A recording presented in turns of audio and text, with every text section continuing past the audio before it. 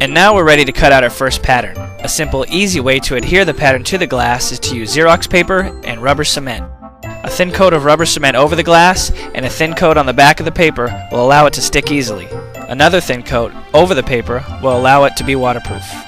We'll be cutting out our maple leaf pattern. By the way, all of these patterns are in the back of your instruction manual. Another great reason to keep it. In order to turn the saw on, simply flip the switch up. And notice the integrated spotlight.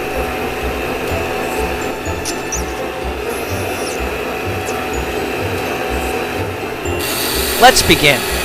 Start out at any point and cut to the edge of the pattern line. As you begin cutting, remember to keep the edge of the blade on the edge of the pattern so that you keep detail and the pattern doesn't shrink.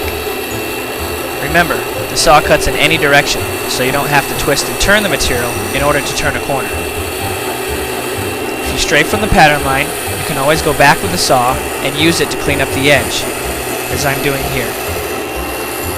Using light pressure, slide the material back and forth against the blade until you're back on the pattern line. As I continue cutting the pattern, notice how I use all sides of the blade, forward, backward, left and right, without ever twisting and turning the material.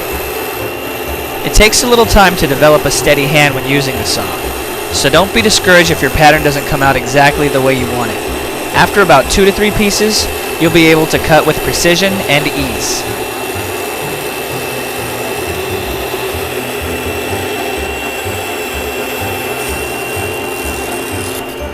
Because of its unique design, the ring blade grinds as it cuts, saving you time, material, and the frustration of trying to clean up all those tiny inside cuts with your grinder.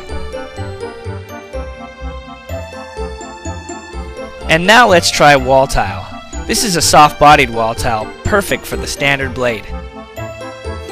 Again, start out at any point on the piece and cut to the edge of the pattern. The technique for cutting tile is no different than when cutting glass, except that you notice that the saw is cutting a bit slower. That's because you're cutting a thicker, denser material. The outcome will be just as good, a finished piece that will require no further work.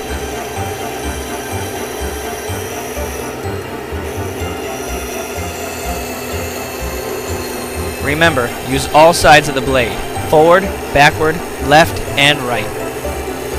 Although cutting harder material like marble or granite is acceptable with the standard blade, we recommend using the Mega Blade.